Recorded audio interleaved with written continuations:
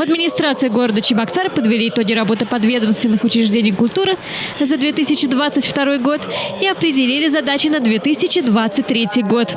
С приветственным словом выступила министр культуры по делам национальностей и архивного дела Чувашской республики Светлана Каликова. Она поблагодарила всех за работу и отметила высокий уровень подготовки мероприятий. На совещании обсудили задачи на предстоящий год, где определяющим вектором стала тематика года счастливого детства. Начальник управления культуры и развития туризма администрации города Чебоксары Людмила Маркова подвела итоги года и определила основные задачи, которые направлены на создание комфортной среды для детей в сфере дополнительного образования и укрепление материально-технической базы учреждений культуры. В 2022 году наши учреждения стали участниками национального проекта культуры по следующим подпрограммам: модернизация детских школ искусств, приобретение музыкальных инструментов, учебного оборудования и учебной литературы для школ искусств, модельные библиотеки и творческие люди.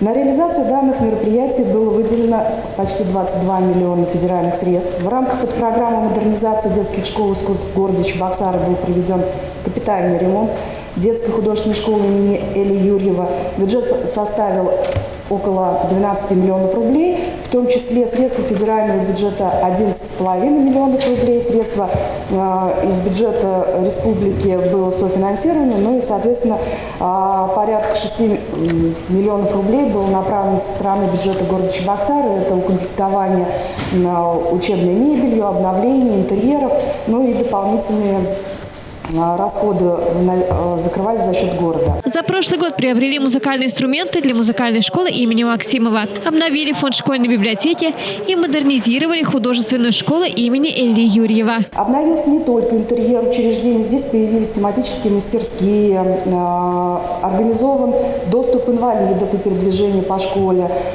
Также мы обновили входную группу. Ну и самым интересным стало то, что теперь учебные классы – это именные мастерские в честь известных великих художников названы. И у ребят, и у посетителей школы появилась возможность за счет, опять же, современных технологий познакомиться ближе с творчеством этих великих художников.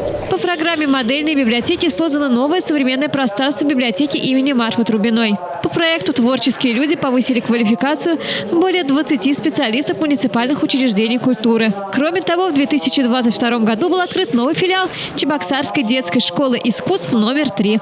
При поддержке вышестоящих бюджетов в рамках реализации государственной программы Чувашской республики развития культуры был открыт новый филиал Чебоксарской детской школы искусств номер 3. В 2022 году 26 специалистов муниципальных учреждений культуры повысили квалификацию на базе центров непрерывного образования.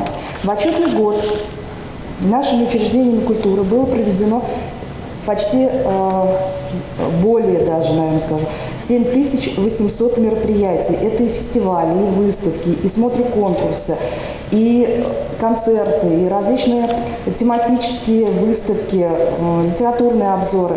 И посещаемость данных мероприятий составила более 900 тысяч человек. В целом, основными задачами на 2023 год запланированы ремонтные работы в ДК Хузангая. Остается острая потребность в разработке проектно-сметной документации для реконструкции ДК «Салют». Также в 2023 году планируется открыть новое модернизированное пространство в библиотеке имени Агакова.